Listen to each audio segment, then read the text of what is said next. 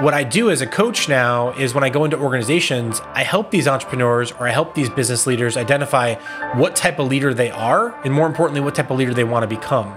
And then I sort of tap into what those superpowers are. So if you're more of a visionary or more of an integrator, the playbook or the rule book I'm going to deliver is going to be very, very different. You're listening to the Creatives Off Script podcast, hosted by Assemble, a podcast where we speak to leading creatives across all industries to learn their personal stories of success, gain creative inspiration, and understand new technology that is changing the way we work. I'm your host, Nate Watkin, and today we're speaking with Pete Sena, a serial entrepreneur, futurist, investor, and CEO coach. Amongst his many initiatives, he's the founder of Digital Surgeons, a brand experience design consultancy, and also runs the co-working space District, a founder community, podcast, and much more. Pete is a firm believer in being forward obsessed and constantly learning new technologies to position yourself for success. In this episode, we talk about opportunities to start businesses in AI, the importance of community in the next 10 years, and some one-on-one consulting for yours truly. Welcome to our show, Pete. Good to be here. Yeah, excited to have you. So much that we are going to get to dive into today. But before we start, it's just a quick background on you. Where are you from and what did you want to be when you grew up? Yeah, that's a great question. So I grew up in Southern Connecticut, in a place called Milford, so in the Northeast in the States. And when I was a kid, I wanted to be a game designer and make video games. Interesting. And I think I read that you started coding as like a preteen. Was that the first thing that you got into, was game design? Well, it's funny. It's a great question. Most of the roads that got me to where I'm at today all started out with this curiosity for wanting to be involved in video games or special effects for movies. So early on, I was, like most kids, 80s baby. I loved playing video games and ultimately was like, how do these things get made? And, there wasn't this thing called Google or YouTube back then where you could just pop online and teach yourself. So, you ended up at like bookstores reading books and doing some different research. And I learned early on that one of the ways that these games got made was through this thing called programming. And that was really where a lot of it began is, self-taught coder. I remember having the Borland C++ books and the different books that they had at the time, where you would like install a CD-ROM on a computer, and that's ultimately where I started to learn code. And then through there, I realized, okay, well, you couldn't just code games because I was really big into graphics. I didn't want to just have one of those story-based games where words come up on the screen and you ask, say yes or no, and or go to the dungeon or go to the highway or whatever. So I realized I needed to make graphics too, and that's ultimately where I got my hands on my first cracked copy of Photoshop. Sorry, Adobe, but now I spent a lot of money with these guys for the companies we run. But yeah, those are the early days. I hope that answers the question. It's the Adobe freemium model, right? Yeah, well, we spend more than enough money with them now across the 7 or 8 companies I'm a part of. So they're getting their fill. I mean, you have your hands in so many different companies, which we'll get into, but it seems like the one defining company has been Digital Surgeons, which you've been running now for 19 years, I believe. Tell me the story of how you started that. And I believe it was just $5,000 you had to start that company initially. Yeah, so I originally started what was the idea of Digital Surgeons while in my UConn dorm room. And at the time, I was doing some work with a pretty large sports company, and I had this idea for combining design and development. And at the time, I was getting a lot of people telling me that I could do this or that in the job I was at and that sort of thing. And I really always believed in this idea of and today it's preposterous to think of something being this or that because everyone does the and thing. You've got designers who code, you've got, writers who design, you've got lots of different things. But back then, the early days was when I started Digital Surgeons. I wanted to bring those two disciplines of design and technology together. I didn't know about business. I just wanted to make cool stuff for the internet. And at that time, there wasn't that much cool stuff on the internet. So I was sort of early in that time, around the time where this thing called the digital agency was getting created. You had shops like Modem Media, which was founded here in Connecticut, starting at the early advent of digital. But I got into it, and I got really into it. And what I always tell people is one of my superpowers is obsession, not just passion, but obsession. And I really, really dive into stuff. So when Digital Surgeons first was born, it was me just, starting out with like making websites for like my dad's friends' companies and, local businesses and that sort of thing. And then after doing that for the first year or two, it was exhausting. It was exhausting because I didn't like sales and business development. I didn't like all the other things that went into building a agency or a software dev shop or whatever you want to call it. And it was at that point that I met my business partner, Dave Salinas, and he was a very talented and gifted business developer and sort of strategy mind. And the two of us sort of had this interesting serendipitous connection through local friends and local networks, and the two of us sort of came together and said, well, what if we could do something differently? And I didn't know anything about business. The joke that we always said was, okay, we'll do a 3-month trial, and if it works out, we'll become partners. And if it doesn't work out, we'll go our separate ways. But I had Digital Surgeons, it was my thing, and I was gonna let him into it if things worked out after that 3-month period. Here we are, 19 years later, probably a half a dozen businesses that we've built together, easily 10 or more investments that we've made together. And those numbers are probably much larger than I'm giving credit for. And we took $5,000 together in credit cards, put it into a pot. And the company that you know today as Digital Surgeons was born at that time. And when I say the company you know today, what I mean specifically is we went from being a solopreneur, me doing my own thing, to actually starting to hire people and working with larger clients and working our way up market and that sort of thing. So that's the early origin story of Digital Surgeons. Does that answer the main question? Yeah. Really cool to hear about. And something that I have a lot of familiarity with. I started my first company out of our a dorm room as well. Right on. But yeah, then grew the production company for many years in Los Angeles. So I can relate. I can relate to that. That's really cool. And along the way, I mean, as mentioned, you've started so many other companies. Tell me a little bit about the co-working space that you started, District. Yeah, no, for sure. So before I tell you about District, what I want to help you and the audience understand is just the way that I think about Digital Surgeons, because I think that we're unlike other ad agencies in that we are makers, marketers, and entrepreneurs. And I think that a lot of agencies that are out there or consultancies, they have clients and they do great things. But what I think makes us unique is the way that we think about business and creativity specifically, and putting those two things together. Because ultimately, earlier when we were first doing District, which is so much more than a co-working space, it started from this idea. And I believe that all great businesses start from an idea and a real problem, specifically an unserved or an unmet need that people have.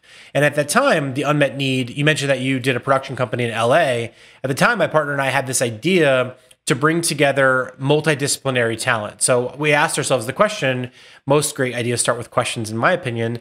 We said, why don't great engineers and great photographers and great videographers and great designers and great writers and great storytellers and great business people, why don't they all work together? Why do they all go off and start separate companies and, have their wins and their losses? What if there could be like a Hollywood model? In Hollywood, as you know, doing a lot of work in production, you have these teams that come together and they become SWAT teams and they assemble and disassemble and reassemble based on the needs. So I had this idea for like a creative mecca where we could bring everyone together. We were actually going to call it Mecca. Probably a good thing we didn't, because it would be appropriating the amazing pilgrimage to Mecca, and that would probably have been a bad name that we would have ended up having to change. But we had this idea to bring people together under one roof.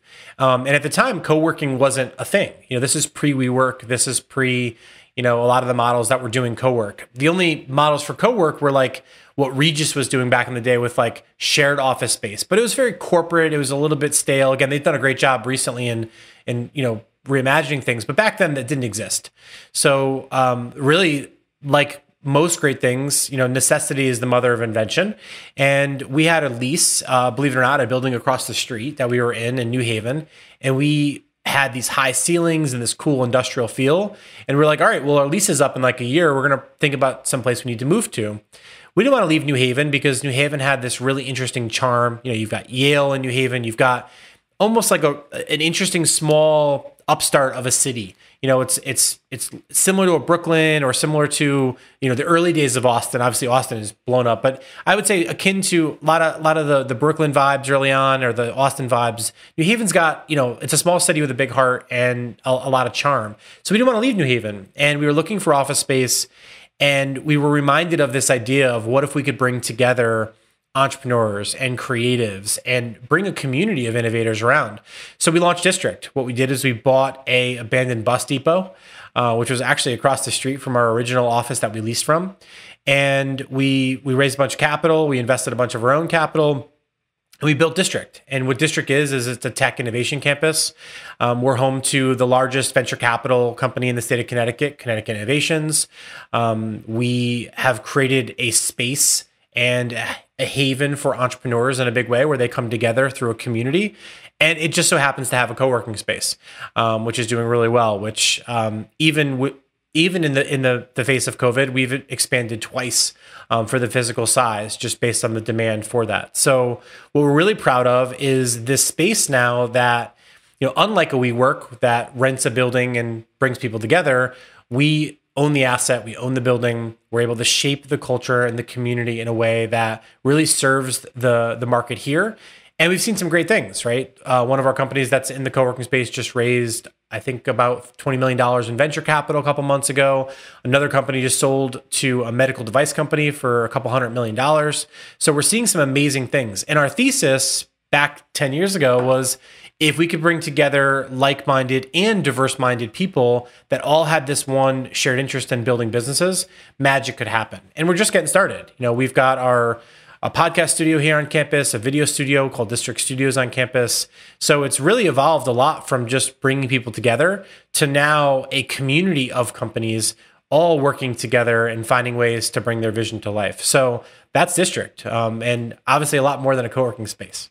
Yeah, that's really interesting. And going back to what you're saying about the Hollywood model, and I guess your initial vision of that, did you see it as just these teams of independent creatives or technologists or designers that could then come together? So almost a sort of agency in a sense, but just a new model of agency. And if so, how has that vision updated for the future world that we live in now? Yeah, well, I think there's a lot of factors that are driving this future economy, right? We've got the gig economy, we've got the remote economy. I would be remiss to not mention the circular economy in some cases, but I think what I'm probably the most equipped and passionate to talk about on this conversation is really evolving business models. So I mentioned earlier, what Digital Surgeons has essentially become, fast forward 17 years later, is a power plant. It's been a power plant to help to start and spark a lot of other businesses. So while I would say our primary need in the market is helping people to create brand experiences and stories, I tell people their story is their strategy, and how they express it makes the difference between breakthrough results or mediocrity in some cases. So I think what Digital Surgeons is doing is, yes, we've got a lot of large clients that we do branding and brand experience design for and growth marketing for. But really, I think the magic of it is we eat our own dog food. What I mean by that specifically is not only are we building products for our clients, but we're building products for ourselves, and we're solving problems for ourselves. So because we're not afraid to put our money where our mouth is, and because we understand, what we believe is good business building, it's really enabled us to have a lot of great success. And I'm inspired by that because I think the future agency model, to answer your earlier question, it's not just about bringing people together that are independents. For me, it's about finding the adjacencies where when you put these things together, it's not just 2 + 2 = 4, but 2 + 2 = 5. Again, I'm an 80s baby. So when I say things like Voltron, which you see here behind me in the video, not a lot of folks know who Voltron is. But if you don't know who Voltron is, it was essentially all these different people that were coming together. They were all a bit of underdogs. And when they came together, they had these different sort of lion robots. They would all come together and, unlock this super powerful character called Voltron. And I say that because it's really been an inspiration in how I build businesses. It's not about individuals. It's about how individuals unlock superpowers when they work together. And that's, I think, the power of creativity is ultimately just connecting things. Yeah. And you run a brand experience design agency. So you are helping teams and companies, but at the same time, you're also a CEO coach. So you're helping people, it sounds like on an individual level as well. And one thing that you said before is that you're forward obsessed. What does that mean to you? Yeah, well, the one thing I want to just make sure to cover too for the audience is that my co-founder and I started the business. We ran it together as sort of like a two-headed monster, if you will. So there was periods of time where he was the CEO, periods of time where I was the CEO, because I believe you can only have one CEO, because when you have two CEOs, it gets messy. But ultimately now we've installed an amazing leadership team at Digital Surgeons, an amazing president, an amazing chief operating officer, chief experience officer. So the team now is really equipped to be running and growing the company on its own. And what I realized is I had this moment, which I call like my sort of light bulb green zone moment, where I realized what I love to do most is coach leaders. And not just coach them in like an executive coach, which I think is great. I've had some great executive coaches in my life, but really like helping to be that consigliere. So founder coach, CEO coach, I've coached CMOs. And really what it does is it activates two of the things I love to do most, which is listen and connect the dots. So as a CEO and founder coach now, a lot of our larger clients, the role that I'll play is not running the day-to-day agency of Digital Surgeons, which we've got a great leadership team doing. Now what I can do is sort of go inside of these clients' organizations and really help them figure out what's going to unlock their vision or help them co-create or shape their vision. So that's something I do. You're absolutely right. I do a lot of that now. And I think the only reason I'm able to do that and do more of it is because I've got such an amazing team here that's taking care of running the day-to-day of the company. Because, in a lot of companies, there's this great book called Rocket Fuel. If you haven't read it, I highly recommend it. And they talk about two types of leaders. They talk about visionary leaders who are really good with, ideas and relationships and big thinking. And then they have what they call integrators, which are really great at operations and execution and really bringing that together. I know this is an audio only podcast, but behind me, there's a big plaque that says ideas are nothing without execution. So what me and my partner realized early on is the balance between ideas and execution was critical. And what I do as a coach now is when I go into organizations, I help these entrepreneurs or I help these business leaders identify what type of leader they are, and more importantly, what type of leader they want to become. And then I sort of tap into what those superpowers are. So if you're more of a visionary or more of an integrator, the playbook or the rule book I'm going to deliver is going to be very, very different. So in my case, I work really well with visionary types of leaders because I am one myself. So I think I can bring to the table a lot of credibility because I've been in the chair or I have a ton of empathy for the chair that they sit in. Versus integrators or more operational leaders, they're more focused on process, they're more focused on specific operational duties. And that's, I'd say, where I don't have the biggest of skills. I read your article on the 7 types of leaders. Nice. Or sorry, 7 types of entrepreneurs. I would have taken you as the serial disruptor, given how many companies you've started. So it's interesting to say visionary. In terms of technology, leaning into that obviously is a huge topic now, especially in the creative industry. And I know that you are somebody that tries to be on the bleeding edge of technology and understanding the latest trends. What would you say is the most exciting technology you've learned about recently? I know AI is the elephant in the room, but any specific applications or even something outside of that? 1,000%. Well, one, I love the question. And I think that the single greatest technology that has hit us as a society, in my opinion, in the past 50 years, has been GPT-3. So, I have these numbers burned into my brain because think about the speed of adoption, right? Speed of adoption is always a very interesting thing. It's in its own ways, it can be broken down and studied, right? So if you think about it, Netflix took over 3.5 years to get to 1 million users, right? Airbnb took over 2 years to get to there. Facebook, it's a social network, so very viral in terms of the way it worked, obviously played to a lot of the greed of social society. So Facebook got there in about 10 months. Spotify, obviously the ability to stream music, they got there in, under 6 months. Instagram got there in a couple of months. The iPhone itself, took about 74 days to get to 1 million users. Chat GPT-3, which for those that aren't familiar, it's powered by something called OpenAI. Chat GPT-3 took 5 days to get to 1 million users and crashed some of their servers. GPT-3, in my opinion, and for those that don't know what it is essentially OpenAI is an amazing company that did tons of research, and they basically indexed billions and billions of different pieces of data from the internet. And as a result of it, they were able to train a machine learning model that, in my mind, is superior. So if you haven't checked out GPT-3, you definitely should, because AI is more than just a buzzword, Nate, in my opinion. GPT-3 can do incredible things, right? It can write you a recipe. It can tell you what to do for a date night.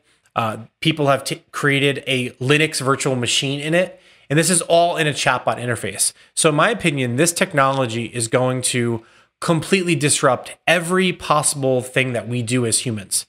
It's going to, not just this technology, but what this technology can do, which it can provide smart human interaction with a computer at a speed and a quality that will blow your mind.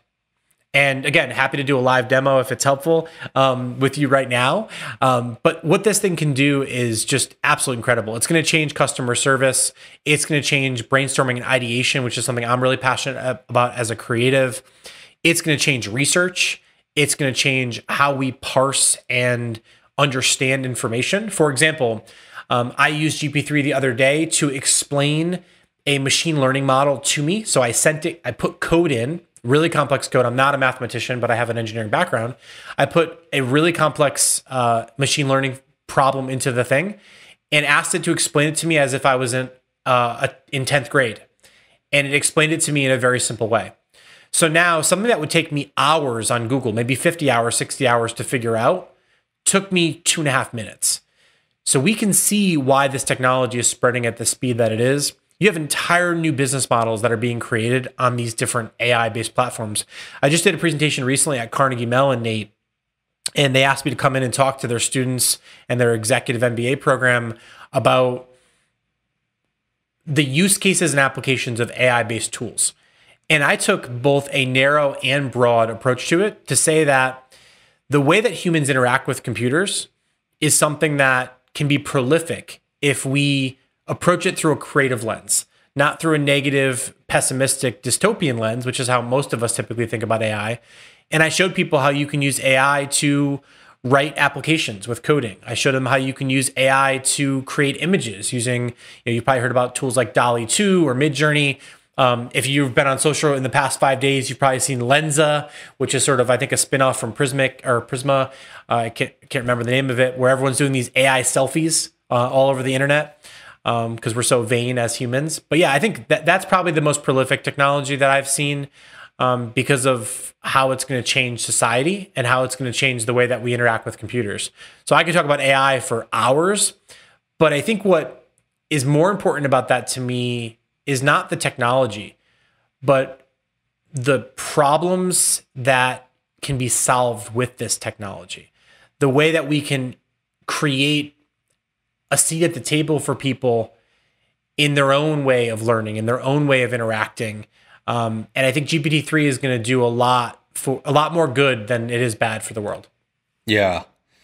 It's Have you what a seen time it? to be alive. Yeah, of course.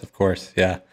I think it's the only piece of software or of technology that we've seen in our lifetime that can legitimately disrupt Google, which I think is a incredible feat.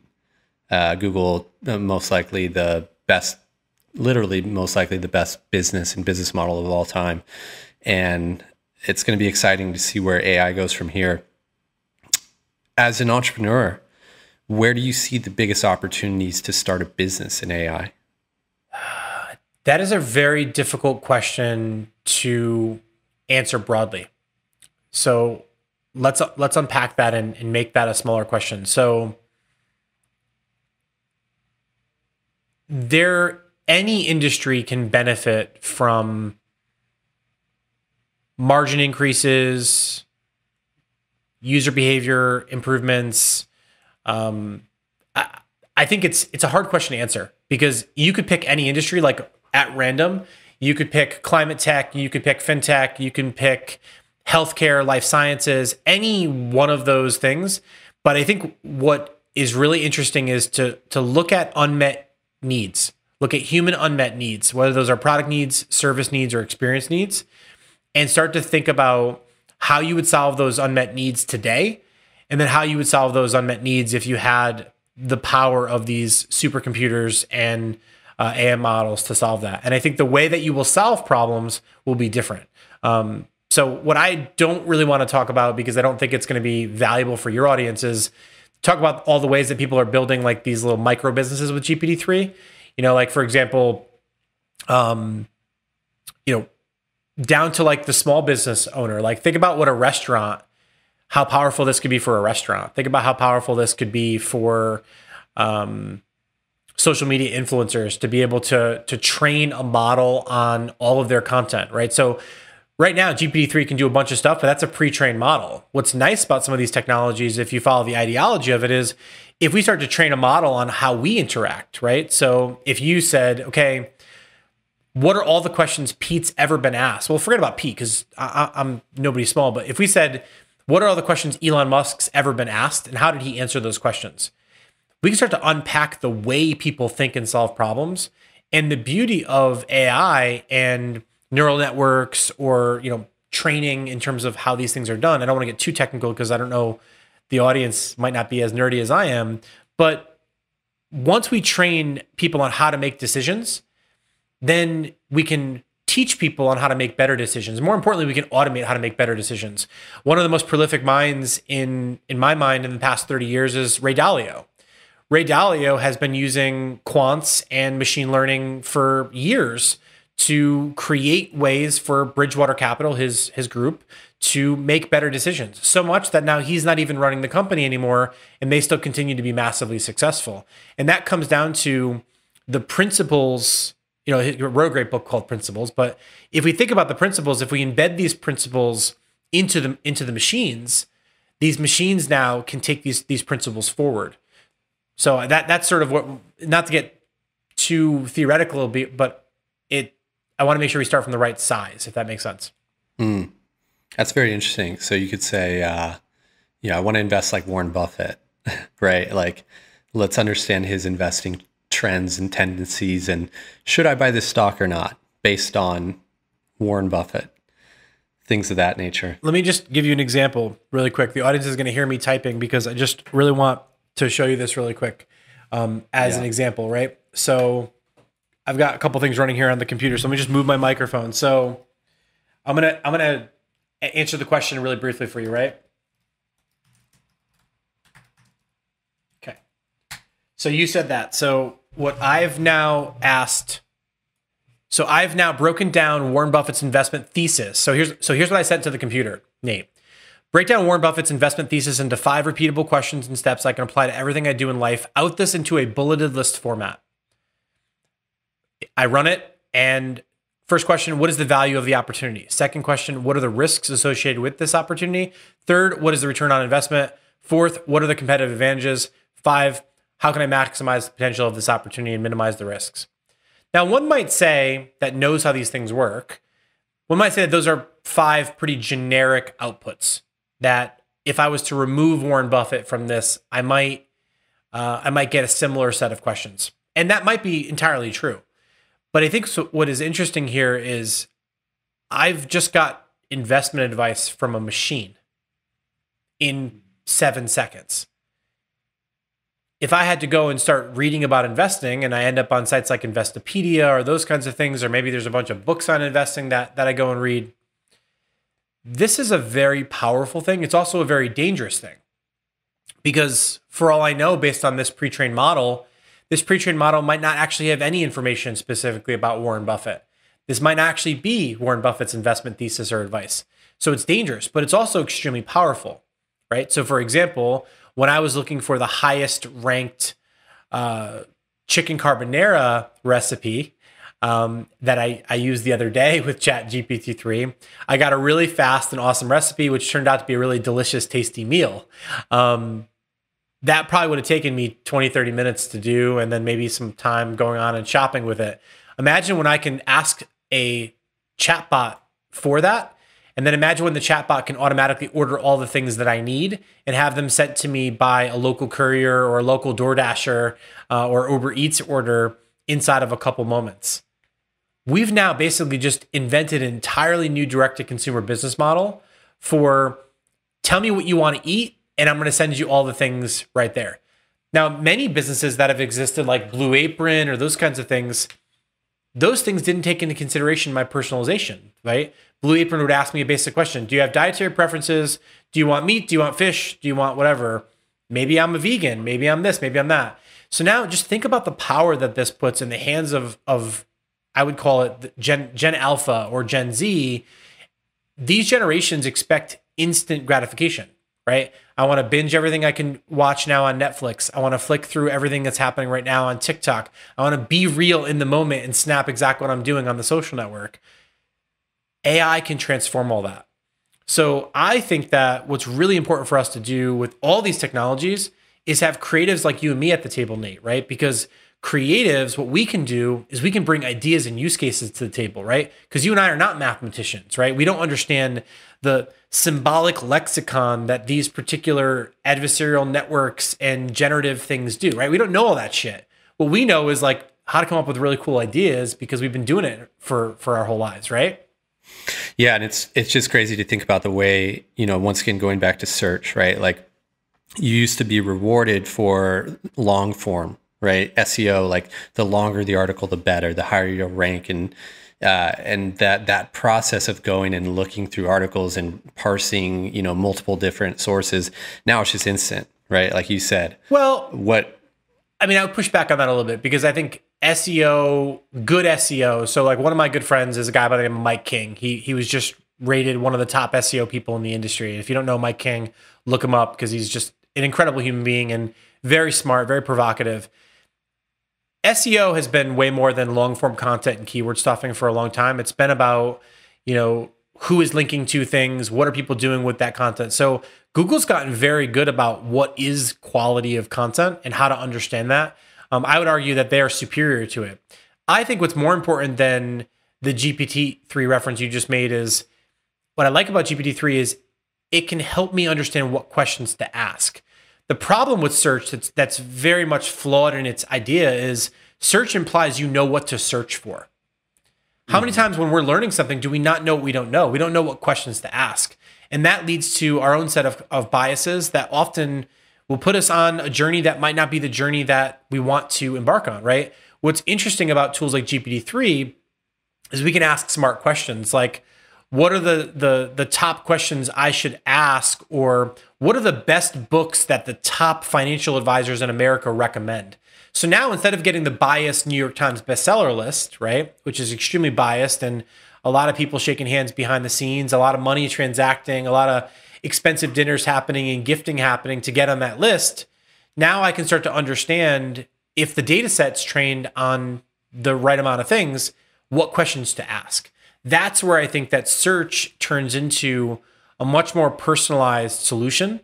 That's more than just when I ask a question, I get a better result based on where I'm at, what my context is, that sort of thing. So I think that the interplay between humans and machines is going to change. And I think for those of us that are curious enough, we can really create 10x value for ourselves and for our clients. Thinking about product discovery and getting back to commerce, that whole model can change entirely. It's no longer searching. It may be, how is product discovery going to happen through AI, through ChatGPT, things of this nature? And it's really going to put the power in the hands of the person making the question, right? So it's going to be an exciting future. But getting back to the creative industry, and getting back into just, going back to the last version of this, which was the generative art and everything that has been just shaking up the industry as a whole. What do you think the creative industry looks like in 5 years? Where do we go from here? I think the two single greatest things that are going to power the next 5 years when we remove technology from it is we're going to see community and the power of creators. And what I mean by that is when Steve Jobs put an iPhone in all of our hands, and that iPhone had a great camera and a great chip for browsing the internet, he put content creation tools the same way that stones and flint gave us the ability to make fire. Now we have the ability to have these creators. So what I think is really, really provocative over the next 5 years is we're going to see individual creators build single businesses. I mean, look at Mr. Beast as an example. This is a guy that was, in his mom's house, making YouTube videos, and, he's now asking for over $1 billion valuation for his company when he was going and raising investment. I don't know if he's raised that investment yet, but Mr. Beast, right? Yep. So, I think that's a great testament to your ability to create content and tell stories and rally people around that engage with you. That's a super powerful thing. So I think what we're going to see over the next 5 years is we're going to see the rise of super apps. Whether that super app is something that Elon's version of Twitter creates, or whether it's Mark Zuckerberg's Meta, or what Google ends up creating. I mean, ultimately, Google's not great at social. We've learned that over the years, right? Remember Ping? Was it Ping or Circle or whatever? I can't even keep track of it. I'm going to get them wrong. But I think over the next 5 years, we're going to see creators shaping communities, and creators shaping communities are going to change how content gets created. We're moving away. I would argue we moved away from the big media company or big journalism media company model ages ago. It's why Disney, Bob Iger, when Bob Iger was just recently reinstated as CEO, one of the first things he said that they're doubling down when they restructure the company is on storytelling, putting more power in the creator's hands. Because ultimately, I believe as a society, our ability to tell stories is one of the things that makes us unique from a computer. Because most of these computers that are telling stories, they're just rehashing other stories that have already happened. That people have already told. So there's a lot of derivativeness in that, I think, to sort of unpack it. But yeah, I think the next 5 years, the industry is going to change. You're going to see a lot more solopreneurs working together. So smaller teams teaming up that are a little bit more anti-big company. I think you're going to see a lot of smaller, innovative ways of bringing content together. I know creators that are more tech savvy are already doing interesting things with, generative technologies. So, if you look at apps like Runway, what they're doing with like very fast, machine learning to swap things out in photos. So a lot of the cool stuff that you're seeing on, whether it's Snapchat, TikTok, Instagram, with filters and, the AR, XR stuff, so augmented reality, mixed reality. I think we're going to just see just a heightened level of creativity. And I think what that's going to start to unlock, I didn't talk about Web3 at all today or metaverse because I might get stoned out of the room because all the crypto heads, are upset because of the current volatility. And, what I think so that's a whole different podcast in itself, right, Nate? But I think big picture in 5 years, what's going to change is everyone's going to have the ability to impact culture. Everyone's going to have the ability to tell stories and content. And things are going to spread faster. They're going to spread faster because of the power of technology. What super apps will mean for us is that we're going to spend so much more of our time in singular platforms or experiences, at least in the centralized world. So I think that this creates a lot of opportunity, in terms of what innovators can do to decentralize their contents, decentralize their community. But I think rallying around people and ideas is something that is not a new concept, though it might appear novel right now. And what do you mean by super apps exactly? So when I describe a super app, what I essentially mean is if you've ever seen Alipay, or if you look at what happens, in apps like WeChat, is that everything is done via inside the app. So you can buy things, you can make payments, you can converse with one another, you can get access to a series of microservices all from one app. So imagine having one app where you can stream your content, interact with your friends, post your wares, and buy, sell, transact, and deliver whatever you want, all from inside one app. Right now, if I want something sent to my door, I will go on Amazon and I'll buy it, typically for a Prime delivery. If I want food, I'll use Uber Eats or Uber or one of their suite of products. Obviously that's why Uber's bought companies like Drizzly. I think they already bought some cannabis delivery companies, but I know that that's going to be a big thing next as well, as the stigma goes away from that. But I think ultimately what a super app is being able to do everything all in one, not having to leave the app. TikTok, I think, already has done some interesting things with their in-browser. But I'd say here in America, we are very far behind because super apps are not a new concept in parts of the world that are moving much faster than us technologically. And so for people who are in the creative industry, what advice would you give them to be as dangerous as possible in the next 5 to 10 years? The one biggest mistake that I made in my life and career is that because I was always behind the scenes helping other leaders build their brands, both their personal brands and their business brands, I think that the power of community is something that I would tell any young person right now. Figure out what you believe in, figure out what your purpose is, and make sure that that is known to the world, whether it's in a closed, small community or in a large, open, massive community. I think that the new celebrity is community, and the ability to be able to build a set of beliefs and principles and brand is going to enable you to, for one, it's going to enable you to scale your wealth. Like my favorite example is if you look at some people's ability to like launch a book and make it an overnight success without ever having to go to a publisher. If you have community and they will listen to what you do and they'll follow and they'll buy into, what Kevin Kelly referred to as his concept of super fans, right? If you have 1,000 super fans, you can make a really good living every single year. Many of these super creators now have millions of fans, and they're not just millions of fans that like when they go to sell their t-shirt, like that one influencer did, they only sell a couple. If you have a deep connection to your community and you're serving that community in some way, shape, or form, you can just build an absolute incredible breakthrough business that opens up doors and opportunities for you that are just unprecedented. That was a mistake I made. I invested in my brand far too late. I cringe a little bit when I think about where my brand's at. And when I think about just some of the success we've created for some of our clients and some of the leaders at our client brands, the opportunity landscape is massive when you can build community and build brand. So that's what I would say. So since you consult so much with large brands, CEOs, would love to just turn the table and ask you a few questions about Assemble and have you quickly consult on us. I love it. If you need me to give you the elevator pitch, can give you that real quick. And definitely give me the elevator pitch, because what I would love to hear it in your own words, and B, it might be helpful for the audience too, just to hear you describe it. Definitely. So the literal 15-second elevator pitch is that we are a project management platform for content creation teams. So we work with production companies, creative agencies, media companies, studios, and give producers tools to collaborate more efficiently.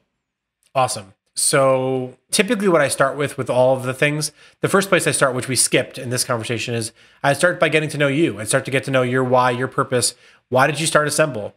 Why did you move away from the production business to start this tool? Maybe it was because you were so pissed on how running production companies were that you went and started Assemble, and there's a real true reason for that. I don't know what it is. I'd want to unpack that. I'd want to figure out the brand, the story, the product. And then I want to figure out what you as a CEO and a founder need, right? Maybe you just need a like-minded individual to bounce ideas off of. Maybe you just need a thought partner. Maybe you really want to transfer the company into a marketing-led or a product-led organization versus a sales-led organization. So all of these different levers is what I call business orientation, right? And business orientation for me helps to get to what I call a business operating system. And every business's operating system is different, right? If you're a SaaS company, it's different than a cleaning supply company. Now, one might say, well, no, that's not true, Pete, because every business has, two ways to grow. You can either acquire more customers or get your current customers to pay you more than they're already paying you for new products and services. But that's typically where I'd start. And what I did a lot on this podcast as the guest is I did a lot of talking. If we were working together, I'd be doing a lot of listening. I would ask you a very pithy question. I would shut the hell up and I would let you talk. And you might talk for two minutes. You might talk for 20 minutes. And I'm just going to sit there and be taking copious notes, drawing diagrams on my iPad or in my notebook. And then when you sort of ran out of gas and stopped talking, I might ask you a different question. And together we would work to figure out what things you need most and what things you need least to take the business to the next level. We have this framework we call the brand DNA framework. It's how we build brands at Digital Surgeons. And it would take me a little while to kind of unpack it now, but for all of the coaching programs that I offer, typically I'm looking at it through three lenses. I'm looking at it through the lens of the leader. So I'm starting with helping that leader understand who they are, because my biggest mistake that I made over and over and over again for 15 years of my life and 15 years of my career is I didn't know myself. And by not having the self-awareness, I wasn't able to get into what my green zone was, which is those unique zones of genius that I have that are where I shine the most or where I'm lit up the most. So I have a whole process I go through with people to get to their green zone, to define it. I have a whole process I go to get through the business's operating system to define it. And then from there, I look at how all those pieces come together: the team, the product, the service, the brand, the story. And oftentimes, in a lot of cases, I'm helping people line up those resources. That's probably the shortest way I could answer that question. And for any of the founders listening out there, if anybody wants to find you, how can they get in touch? Yeah, so if you're looking for founder coaching, I'd say you can find me at petesena.com, Petesena. If you're looking for brand experience and transforming your business or brand, I'd say check out Digital Surgeons. That's our consultancy. We've got an amazing team there that would love to talk to you. But moreover, I'd love to hear from the audience in terms of what they're facing. I'm super active on Twitter at Petesena. Fire questions my way there, and I'm happy to put them out there so that you and others can get the benefit from it as well. Awesome. Well, thank you so much for joining us, Pete. Thanks, Nate. If you enjoyed this episode, please subscribe and comment to help us spread the word. You can also find more insider content on the Assemble blog, and you can find me on all channels at Nate Watkin. And don't forget, if your producing team is in need of a project management solution, try Assemble today to streamline your production workflow. Our listeners received their first month free by utilizing the code OFFSCRIPT, that's one word, at checkout. You have been listening to the Creatives Off Script podcast hosted by Assemble.